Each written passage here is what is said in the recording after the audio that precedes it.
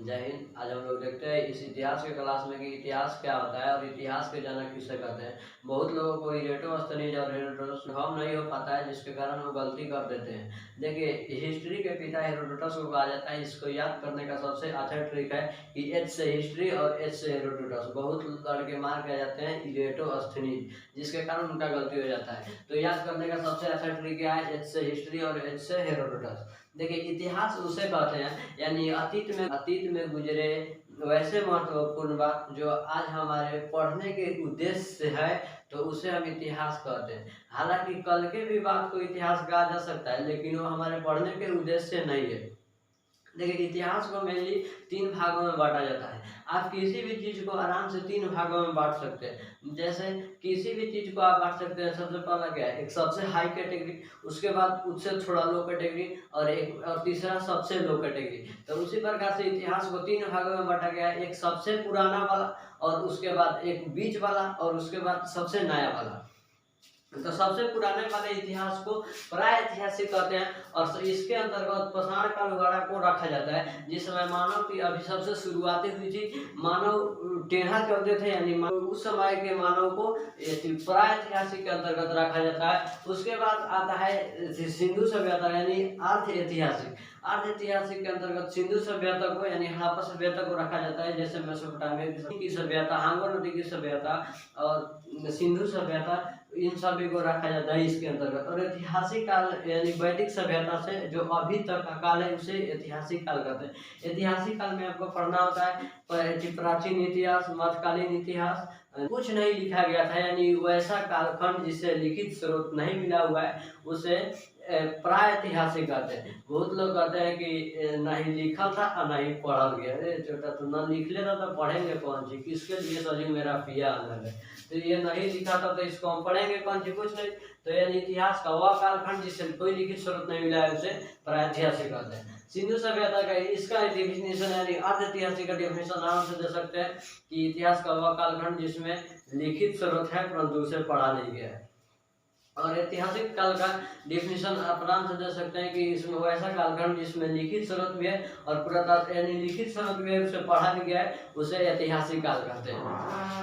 लेकिन अब हम लोग देखते हैं प्रागैतिहासिक के बारे में कि इसके अंतर्गत जो पाषाण काल वगैरह को रखा गया है। पाषाण काल यानी पूरा पाषाण काल, मध्य पाषाण काल, नव पाषाण काल और यानी नव पाषाण काल को ही उत्तर पाषाण काल कहा जाता है। यानी इतिहास के भाषा में नए चीज को उत्तर कहते हैं। जैसे ये वीडियो आ रहा है, इस वीडियो के बाद में जो वीडियो आएगा तो उसे उत्तर वीडियो भी कह सकते हैं, यानी नए चीज को उसमें उत्तर भी कहा जा सकता है इतिहास के भाषा में।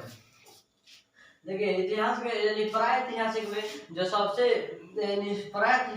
सबसे पहला समय था वो पूरा पाषाण काल था। पूरा पाषाण काल में मानव ने अपना सबसे अधिक जीवन बिताया था, यानी लगभग 25 लाख वर्ष, यानी 25 लाख वर्ष मानव ने अपना प्रागैतिहासिक के पूरा पाषाण काल में अपना समय बिताया था। और इस समय के मानव असभ्य मानव थे जो अफ्रीका महादेश में आए थे, जिसे अफ्रीका को क्रीडल ऑफ मैन यानी क्रीडल ऑफ मैन भी कहा जाता है।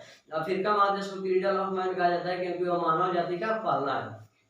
तो अफ्रीका को ही मानव जाति का पालना कहा जाता है। ये बहुत बार क्वेश्चन पूछता है। देखिए, अफ्रीका में ये मानव आए थे और ये मानव असभ्य थे। इनको केवल खाना चाहिए था, उसके अलावा कुछ नहीं चाहिए था। ये मानव असभ्य थे। असभ्य मानव उसे कहते हैं जिसकी कोई ये कहाँ चल जाएगा, कब किसके घर में सो जाएगा, कोई पता नहीं होता है, यानी इसके पास कोई संस्कार ही नहीं था। इसी को असभ्य कहते हैं। और खाना बदोश उसे कहते हैं जो केवल खाना के लिए, यानी उसका जीवन का एक मुख्य उद्देश्य होता है कि हमारा पेट कैसे भरे, तो उसी को खाना बदोश कहते हैं। यानी वो जहाँ जाएगा वहाँ खाना लेकर जाएगा।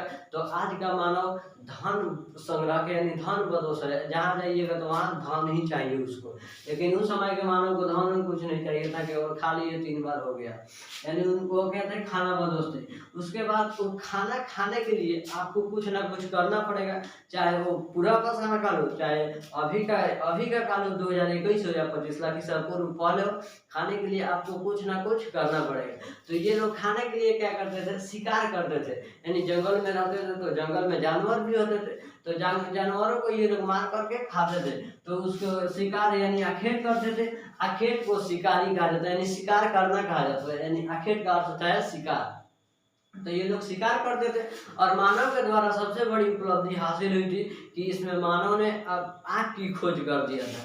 तो मानव के द्वारा सबसे पहली उपलब्धि यानी पूरा पाषाण काल में जो सबसे महत्वपूर्ण उपलब्धि हासिल की गई थी वो आग का खोज किया गया था। तो इसमें आराम से याद रखेंगे पूरा पाषाण काल में कि इसका समय आता है 25 लाख ईसा पूर्व से 12,000 ईसा पूर्व तक, यानी इसमें मानव ने अपना सबसे ज्यादा जीवन बिताया था।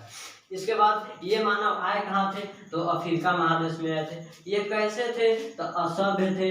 ये यानी इनका नेचर कैसा था, यानी स्वभाव कैसा था, तो खाना बदोश था, इनको खाना के अलावा कुछ नहीं चाहिए था, हिस्ट्री कहते हैं। और उसके बाद एक समकालीन इतिहास जिसे नेहरू कालीन भी कहा जाता है। देखिए पूरा यानी प्रागैतिहासिक के अंतर्गत, यानी प्रागैतिहासिक को जिससे यानी प्रागैतिहासिक का पहचान मिला है उससे हमें लिखित स्रोत नहीं मिला हुआ है, केवल पुरातात्विक स्रोत मिला हुआ है। और आद्य ऐतिहासिक का जो पहचान मिला है उसमें लिखित स्रोत मिला है, लेकिन ऐसे लिखा हुआ है तो पढ़ा नहीं गया है किसी से। तो इसमें लिखित स्रोत मिला है लेकिन पढ़ा नहीं गया है, और पुरातात्विक स्रोत मिला है, यानी पुरातात्विक स्रोत सब में कॉमन होगा, क्योंकि सब में कोई ना कोई ऐसे वस्तु थे जो उन लोगों से छूट गया। और लिखित और ऐतिहासिक काल में इस समय के मानव सबसे अच्छे पढ़े लिखे थे, और इसी समय वेदों की रचना हुई। तो वेद इस समय के मानव जो लिखे थे उसे पढ़ा भी गया और उसे लिखा भी और पढ़ा भी, तो उसे ऐतिहासिक काल कहते हैं। आपसे पूछा जाएगा कि प्रागैतिहासिक का यानी परिभाषा दे दिए, तो आप दे सकते हैं आराम से।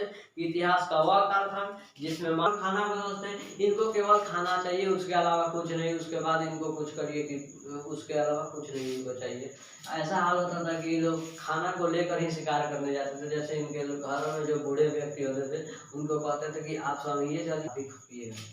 उसके बाद इनका ये आखेट करते थे, यानी शिकार करते थे, और वो शिकार करके ये खाते थे।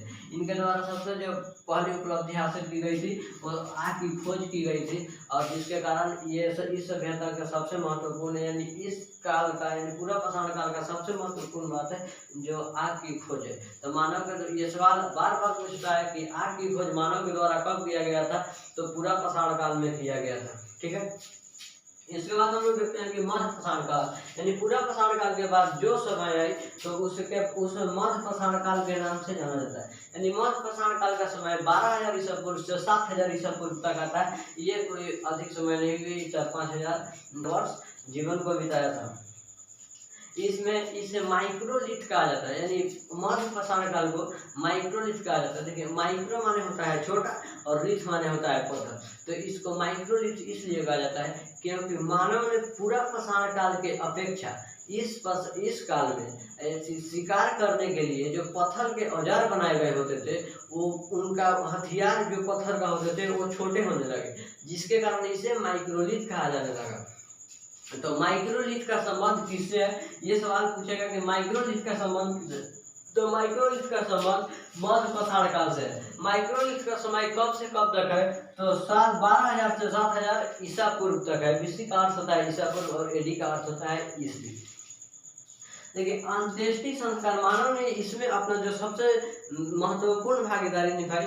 इन्होंने अपने पूर्वजों को अब दफनाना यानी शुरू कर दिया। जैसे पहले ये अपने पूर्वजों को खा जाते थे, लेकिन अब इन्होंने अपने पूर्वजों को दफनाना प्रारंभ कर दिया, यानी उनके अंतिम संस्कार करने लगे, जिसे अंत्येष्टि संस्कार कहा जाता है। हिंदू धर्म में 16 संस्कार होते हैं, तो इसे अंत्येष्टि संस्कार कहा जाने लगा। इसके बाद आता है आपका नव पाषाण काल। जो नव पाषाण काल में मानव ने सब कुछ सीख लिया था, लगभग सब कुछ सीख लिया था। ये पढ़ने के अलावा लगभग अस्थायी निवास करने लगे, पशु का पालन करने लगे और कृषि वगैरह करने लगे। देखिए मानव के द्वारा नव पाषाण काल में जो नव पाषाण काल का समय है जो 7,000 ईसा पूर्व से 3,000 ईसा पूर्व तक आता है लगभग, यानी 4,000 वर्षों में ने मानव ने अपना इसमें समय बिताया था 4,000 वर्ष। इसमें जो मानव ने इसमें क्या किया कि अपना यानी खेती करना प्रारंभ किया, और खेती जब आप कीजिएगा तो वहाँ पर आपको अस्थायी रहना जरूरी है, वरना आपका खेत भी चला जाएगा और बाली भी चला जाएगा। देखिए, तो इसमें मानव ने कृषि करना प्रारंभ किया। उसके बाद जब कृषि कीजिएगा तो उसके लिए अस्थायी रहना पड़ेगा, तो अस्थायी निवास हो गया। जब कृषि के द्वारा जो धान की उपज होगी या गेहूं की उपज होगी उसे लाइएगा ना, तो लाइएगा तो अंजरी में लाइएगा कब तक, तो उसके लिए कोई बड़े बर्तन की आवश्यकता होती।